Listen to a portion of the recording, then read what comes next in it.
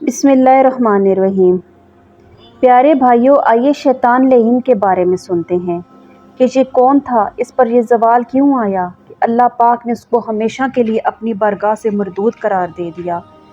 یاد رکھیے، بدبخت اور لعین قرار دیے جانے سے پہلے شیطان خوبصورت، حسین اور بہت زیادہ علم رکھنے والا، بہت زیادہ عبادت گزار ملائکہ کا سردار تھا، اور اس کو فرشتوں میں خاص مقام حاصل تھا۔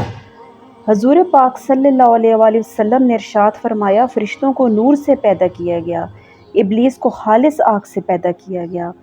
ابلیس، جس کو شیطان کہا جاتا ہے، فرشتوں کا سردار بننے سے پہلے 40,000 سال تک جنت کے خزانے کا نگران رہا، 80,000 سال تک فرشتوں کے ساتھ رہا، 20,000 سال تک فرشتوں کو وعظ سناتا رہا، اور 30,000 سال تک مقربین فرشتوں جیسے کہ حضرت اسرائیل علیہ السلام، حضرت جبرائیل علیہ السلام کا سردار رہا۔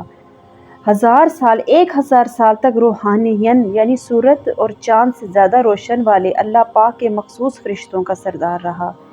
14,000 سال تک عرش کا طواف کرتا رہا۔ پہلے آسمان میں اس کا نام عابد تھا، دوسرے میں زاہد، تیسرے میں عارف، چوتھے میں ولی، پانچویں میں تقی، چھٹے میں خازن، اور ساتویں آسمان میں اس کا نام عزازیل تھا، جبکہ لوح محفوظ میں اس کا نام ابلیس یعنی کہ اللہ پاک کی رحمت سے نومید لکھا ہوا تھا۔ یہ اپنے انجام سے بے خبر تھا۔ جب اللہ پاک نے اسے حضرت آدم علیہ السلام کو سجدہ کرنے کا حکم دیا تو کہنے لگا، اے اللہ، تو نے اسے مجھ پر فضیلت دے دی، حالانکہ میں اس سے بہتر ہوں۔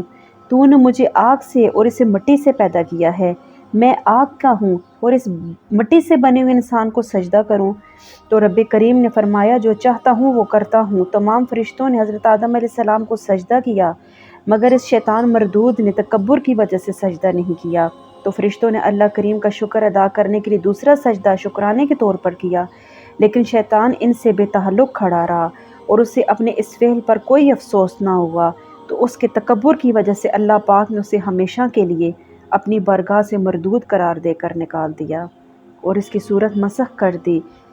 خنزیر کی طرح لٹکا ہوا منہ، سر اونٹ کی سر کی طرح، سینہ بڑے اونٹ کی کوہان جیسا، چہرہ ایسے جیسے بندر کا چہرہ، آنکھیں کھڑی، نتنے حجام کے کوزے جیسے کھلے ہوں، ہونٹ بیل کے ہونٹوں کی طرح لٹکے ہوئے، دانت خنزیر کی طرح باہر نکلے ہوئے، اور داڑھی میں صرف 7 بال۔